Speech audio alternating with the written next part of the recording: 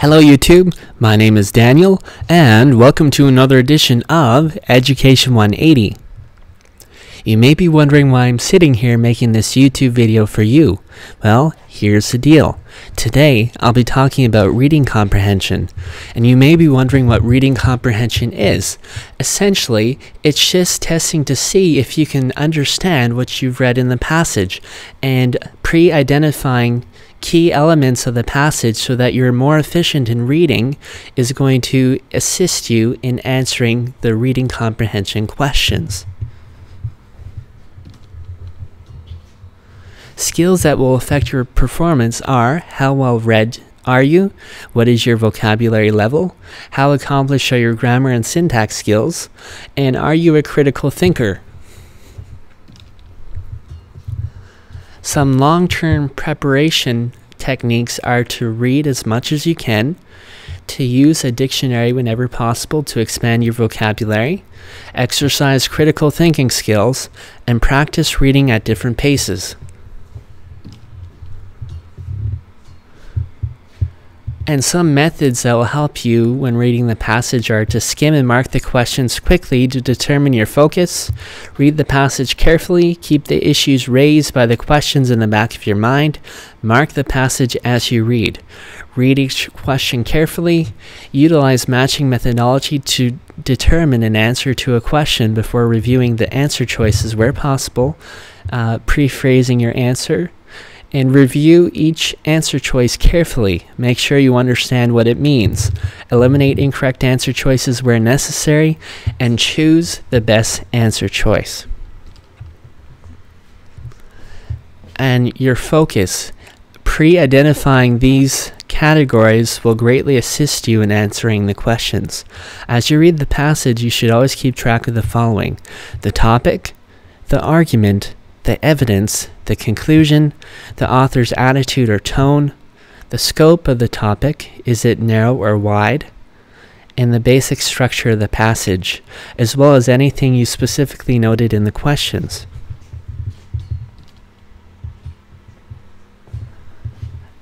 And marking skills, many people leave either circles, underlines, asterisks, curly braces, make note of keywords.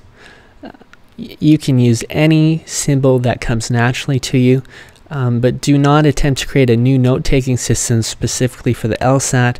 Develop a symbolic system and use it consistently.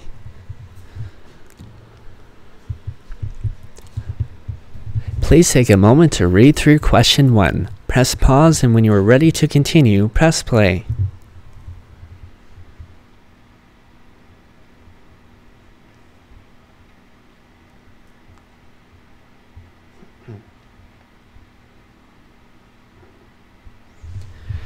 We will continue.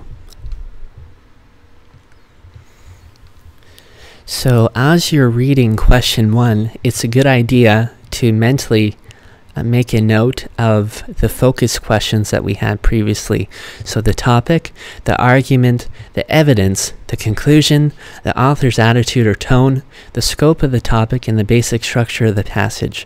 Because as you're answering the questions, it'll be very time-consuming to constantly be rereading the passage. All that the LSAT is looking for is whether or not you're able to take out these key points so that you can answer the questions afterwards. So let's take a look at each of the questions step by step. So the first one is the topic. Well, we know as we read the passage and by the number of times it's mentioned that the general topic is about hearing loss.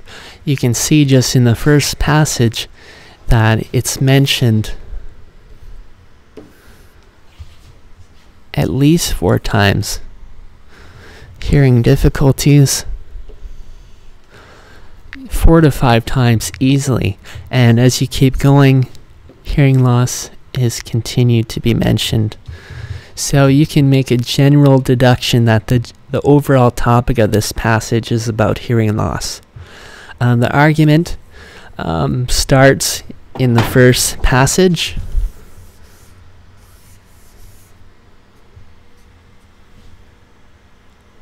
So I'm just going to clear off these blue lines.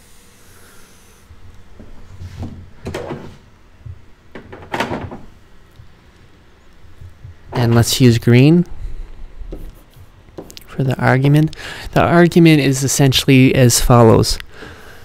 Regardless of the cause, all the hearing difficulties can be divided into two classes: sensory neural hearing loss and conduction hearing loss. And how do I know this? This is the basic premise and all the evidence that comes afterwards.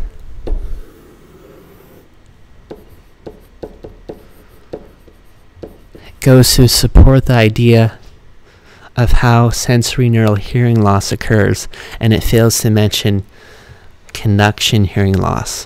Why it does this, I'm not sure, but this is how the passage was written. It gives evidence to how sensory neural hearing loss occurs to various people and the ways that it can occur. So that's the basic argument, the underline in green.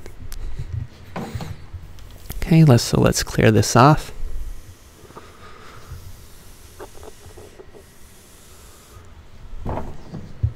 Well, the evidence, it's everything from paragraph 2 to 7 that I've already mentioned. It's telling us all the different causes and how it falls under sensory neural hearing loss. And it's trying to prove that it can fall into this category.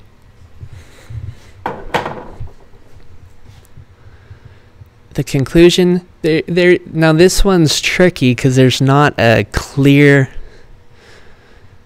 conclusion to the passage, although we can generally say that it's the first line. We'll do it in black. So let's erase the other red in this passage here.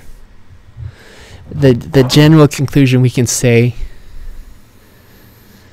is that hearing loss is the most common of all physical disabilities, as roughly 20 million people in the United States will suffer from it.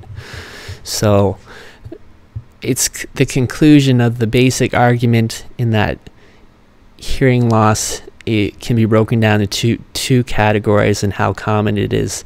And it's so common that it's one of the most common of all physical disabilities in the United States. So it's not the best conclusion, but it's the conclusion of this passage as far as we can determine. Let's take a look at the author's tone right here. The author's attitude or tone. So whenever you come across a piece of writing, the author is going to convey sort of a behavior or an attitude towards the subject that he or she is writing about.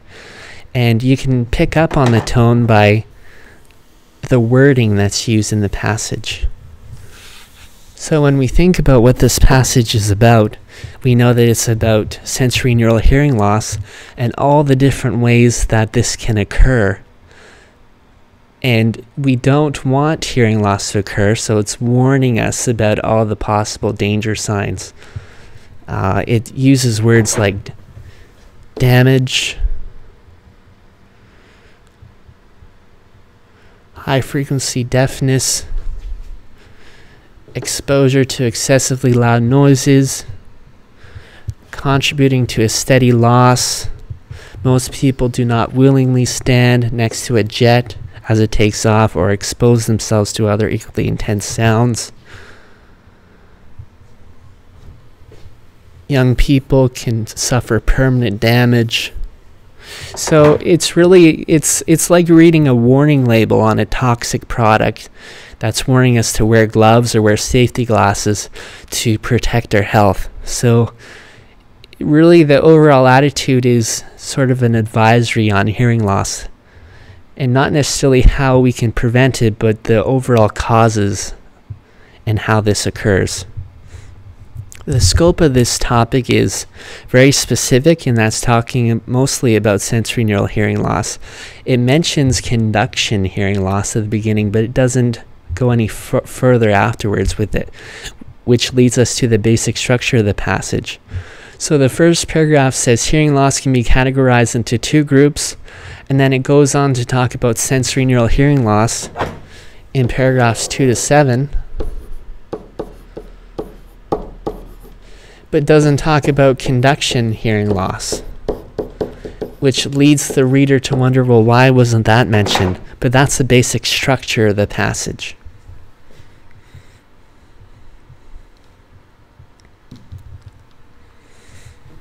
Please take a moment to read through question 1. Press pause, and when you are ready to continue, press play.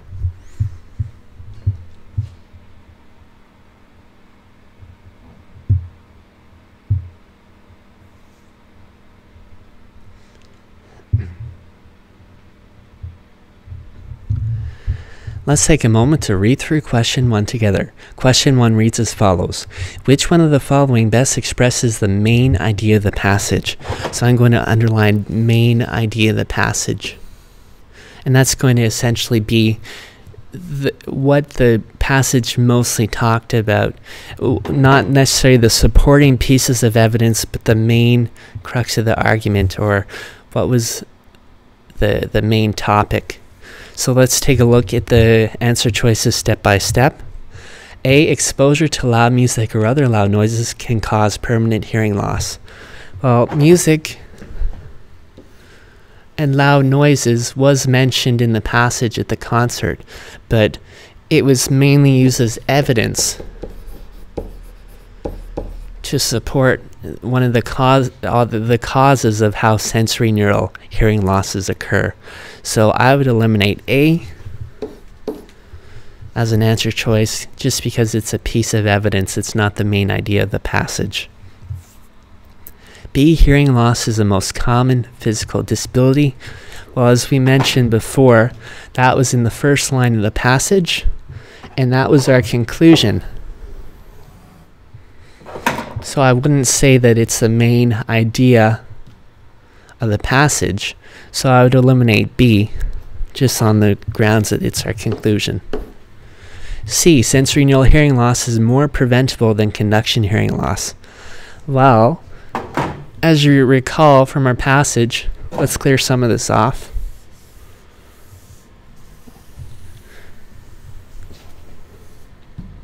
There we go. So as you recall in the passage, conduction hearing loss was mentioned right here at the beginning, but then it wasn't mentioned ever again afterwards. So when I'm reading question 1, I don't know if sensory neural hearing loss is more preventable than conduction hearing loss, because I don't know any facts about conduction hearing loss. So I'm going to eliminate C because it doesn't express the main idea of the passage. D, sensory neural hearing loss results from damage to the structures of the inner ear or auditory nerve. This is a very likely answer choice. Let's go back to the passage. And it's mentioned in the first paragraph, or sorry, the second paragraph, right under the damage to either the hair cells or the inner ear of the auditory nerve can cause sensory neural hearing loss. So I'm going to select D as our correct answer. But let's just take a look at E just in case. Sensory neural hearing loss is a preventable form of high-frequency deafness that results from exposure to loud noises. Well, I immediately want to underline preventable because I don't remember anywhere in the passage of it mentioning of preventable forms of hearing loss. It just mentions the causes of hearing loss. Like here, research has shown that high-frequency deafness begins at a surprisingly early age. It doesn't mention anywhere about preventing it, so I'm going to eliminate E from the answer choices. So this, I can conclude that D is the correct answer. Just to recap, this passage discusses sensory neural hearing loss resulting from damage to the inner ear and auditory nerves.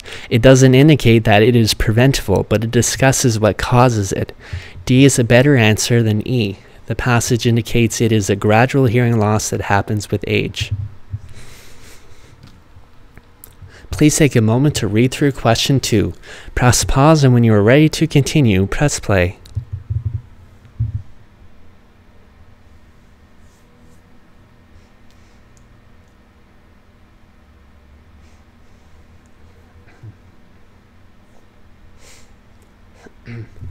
Let's take a moment to read through question 2 together. Which one of the following is a valid inference from the passage? So recall the meaning of inference. Inference means that it's not explicitly stated in the passage, but based on the evidence, we can determine that it is probably correct. So let's take a look at the answer choices step by step. So A, you can prevent presbycusis by avoiding exposure to loud noises. Well, if I recall the meaning of presbycusis, let's go back to the passage. Let's clear this off quickly. Presbycusis was mentioned in the second paragraph. And how does presbycusis occur? It occurred with a gradual lessening of blood flow to the inner ear, which destroys some of the critical neural elements in this structure. So it wouldn't, based on the passage, it wouldn't indicate that it's caused by loud noises. It's caused by reduction in blood flow to the ear. So A, I can eliminate from our answer choices. B, hearing loss is the most common physical disability. Again, that's our conclusion. Oops, wrong question. Let's go to 2. B, if you have tinnitus, you must have damaged your hearing through exposure to high decibel noise. The problem with B, we need to eliminate A. The problem with B is that it's using what we call extreme language. We can say if you go to a rock concert and you hear loud noises, it is likely that you will develop tinnitus, which is ringing in the ear. But we can't say that you must have. There's a correlation, but it's not necessarily a guarantee that you're going to get tinnitus. So because of the extreme language, we're going to eliminate B from our answer selection. Whenever you see extreme language, chances are you can eliminate the answer. C, young people who reduce their exposure to loud music will decrease their likelihood of developing sensory neural hearing loss. Now this looks promising. Young people who reduce their exposure to loud music will decrease their likelihood. So no extreme language of developing sensory neural hearing loss. Now if I go back to the passage, I remember it occurring in the last paragraph up here. Let's do it in green. Young people who spend a great deal of time listening to loud music, I'm right here. Loud music can suffer permanent damage to the hair cells. Hearing tests also conducted among college students have shown that as many as 60% have some form of hearing impairment. So this would suggest to me that if they don't listen to loud music, they're likely to save their hearing from the 60% rate of impairment. So let's go back to question 2. And then I can therefore infer that C is the correct response. Let's take a look at D and E. D, if you increase your exposure to extremely loud noises, you increase the likelihood that you will develop some form of conduction hearing loss. Well, I immediately see conduction, and I have no idea about conduction because it wasn't mentioned in the passage beyond the first paragraph. So I'm going to eliminate D. And E, exposure to rock concert noise levels for 2 hours is equivalent to a jet airplane for 2 hours.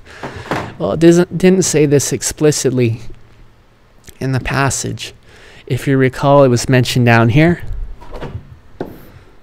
Most people do not willingly stand next to a jet as it takes off or expose themselves to some other equally intense sound that can cause permanent damage. It doesn't say that you need to stand by a jet for 2 hours to make it equivalent to a rock concert. So we can't use E. We can't infer this. So let's eliminate E. And just to recap, C was the correct response. C was the only one that was supported in the passage. Please take a moment to read through question 3. Press pause, and when you are ready to continue, press play.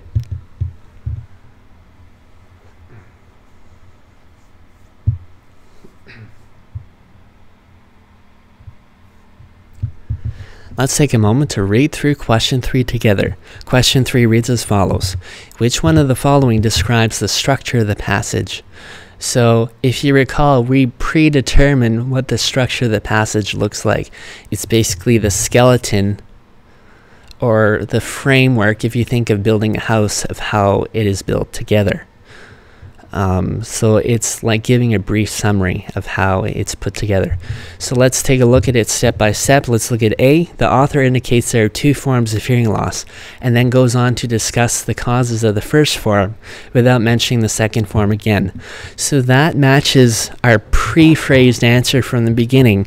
The author mentioned sensory neural hearing loss at the beginning and conduction hearing loss at the beginning, but then never mentions conduction hearing loss ever again, which leads the reader to be a little bit confused. So A is our correct answer.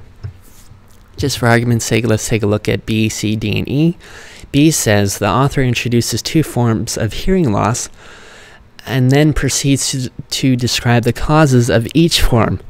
Well, I read this last part and say, does he? I don't remember hearing about conduction. So this is not correct. So let's eliminate B. C says the author indicates that there are 2 forms of hearing loss and then goes on to cite research data concerning the effects of each. Well, again, he only mentions the first one, sensory neural, and there's no conduction. So C is also incorrect, and we eliminate C. D, the author presents a solution for a known physical disability by providing several examples in support of its theory. Well, I don't remember the author providing any solutions to sensory neural hearing loss. I just remember discussion about the causes of hearing loss, sensory neural in particular. So we can also eliminate D, as it is incorrect. Let's take a look at E. The author presents a number of theories concerning forms of hearing loss without ever summarizing them up in a coherent conclusion.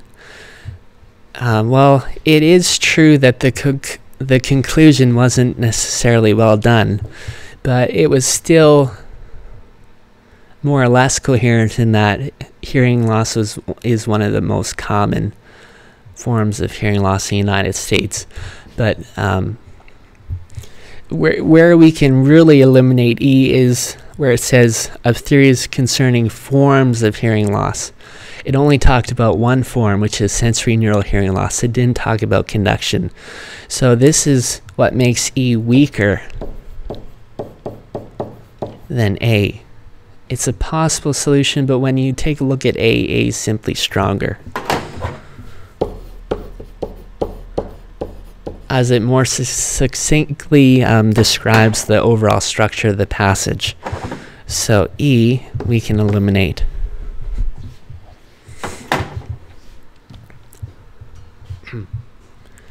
So just to recap, the author starts off well saying that there are effectively 2 forms of hearing loss. He then explains in great detail sensory neural hearing loss and never discusses any further conductive hearing loss. A is the correct answer.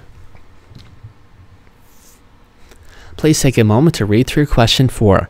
Press pause, and when you are ready to continue, press play.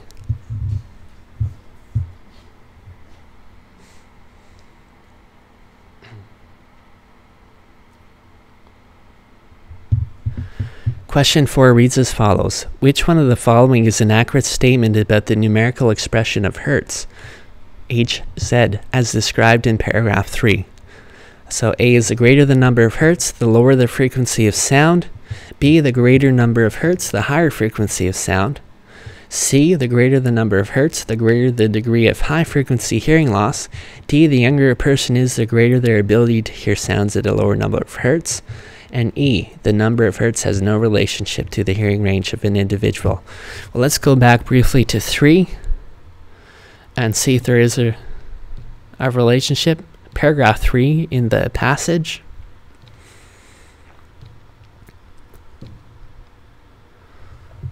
So, research has shown that high frequency deafness begins at a surprisingly early age.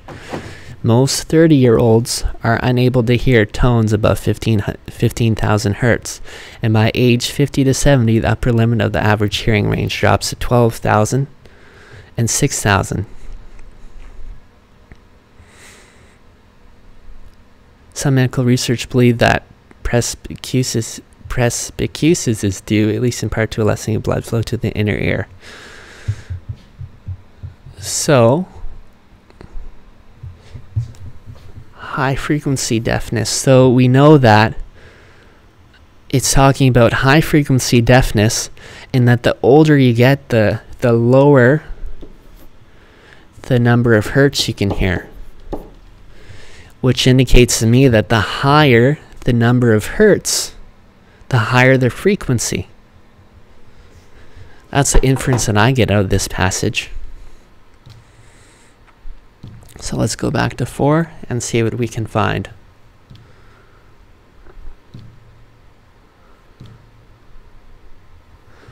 So the greater the number of hertz, the lower the frequency of sound. Well, we inferred that the higher the hertz number, the higher the frequency of sound.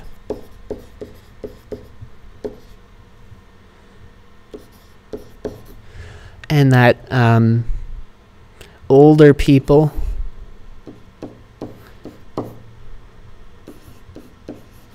tend to hear a lower amount.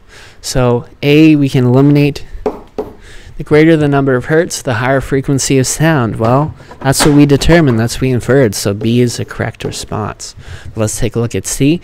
The greater the number of hertz, the greater the degree of high frequency hearing loss. Well, we can't directly infer that. We know that over time, hearing high frequency sounds will likely cause hearing loss, but we can infer C. It doesn't even really make sense that the higher number of hertz, the greater the hearing loss. We don't know this for sure. We can't infer this directly from the passage. D, the younger person is, the greater their ability to hear sounds at a lower number of hertz. Well, in general, this is the case, but we can't say this for sure for everybody. It could be the case that an older person outhears a deaf young person, especially if the younger person is a college student, according to the passage, who listens to a lot of AC/DC on their iPod. So we can eliminate D because we can't directly infer this to be the correct response. And E, the number of hertz has no relationship to the hearing range of an individual. Well, we know there is a relationship.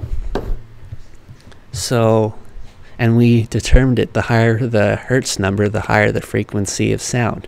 So E we can eliminate, and B we concluded was our correct response. B is the correct answer. The passage says the older the people get, the more likely they are to experience high frequency deafness. Younger people in their 30s can hear up to 15,000 hertz, while 50 to 70-year-olds hear between 6 and 15,000. This implies the higher the frequency, the higher the hertz number. Please take a moment to read through question 5. Press pause, and when you're ready to continue, press play.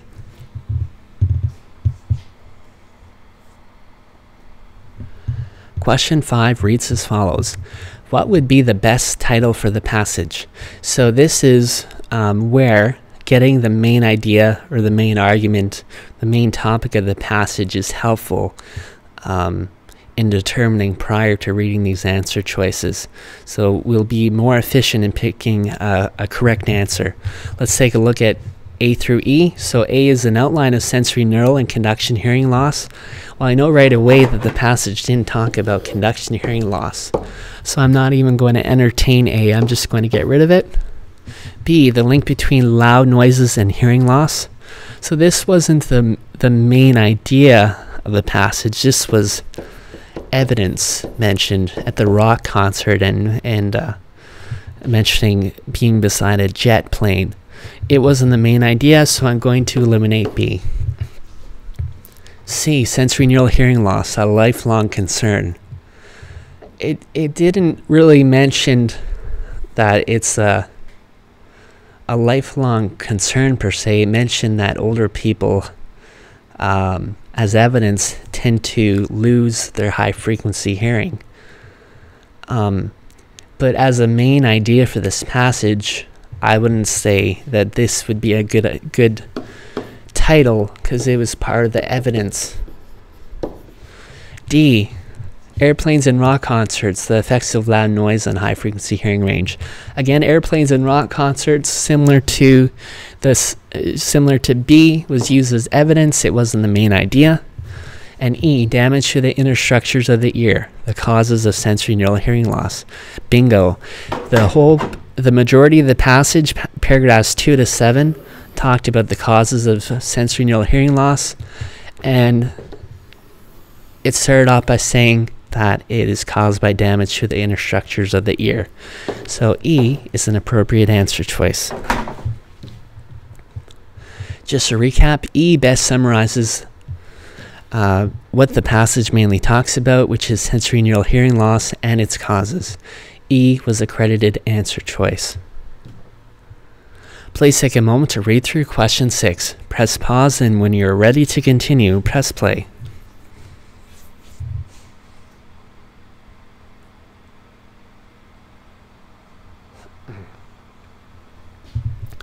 We will continue. Question 6 reads as follows.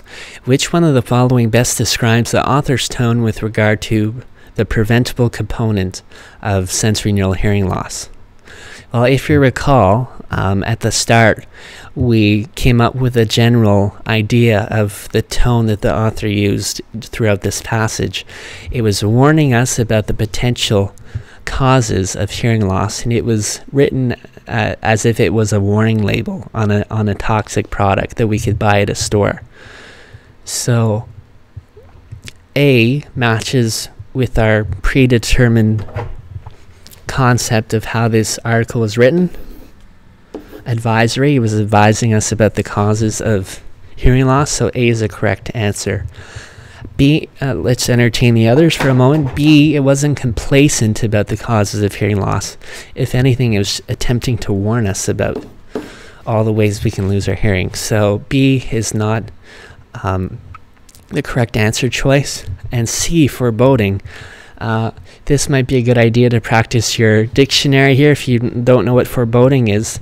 I looked it up, and it says impending evil coming upon you.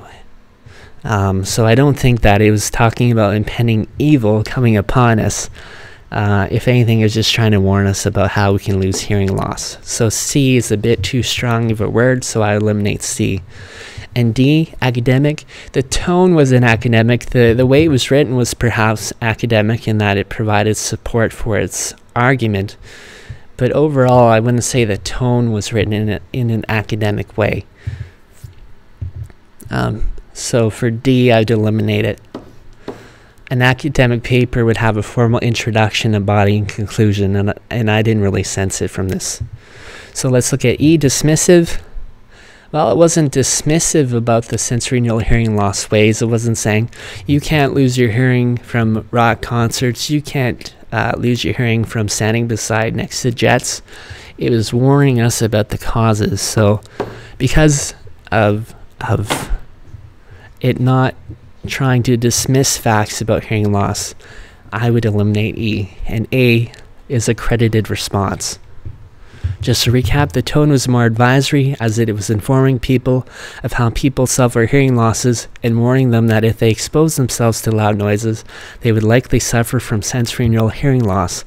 A is the correct response. Please take a moment to read through question 7. Press pause, and when you're ready to continue, press play.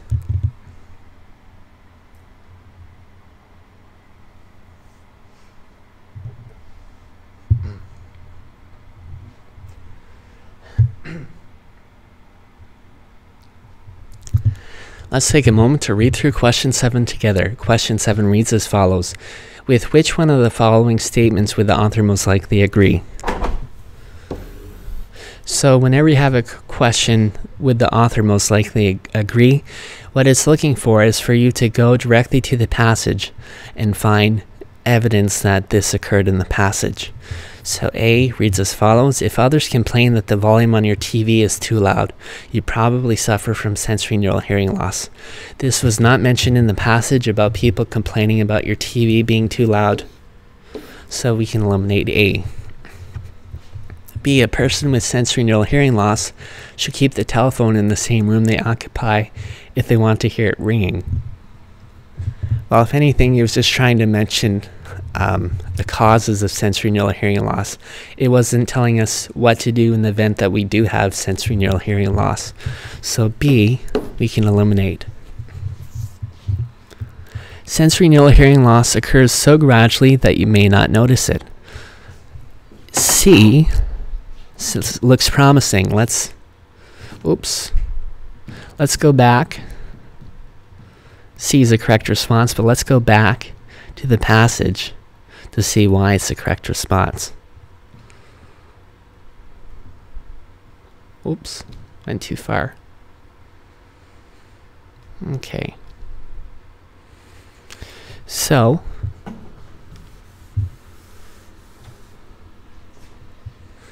it says that hearing loss occurred gradually and you may not even notice it over time.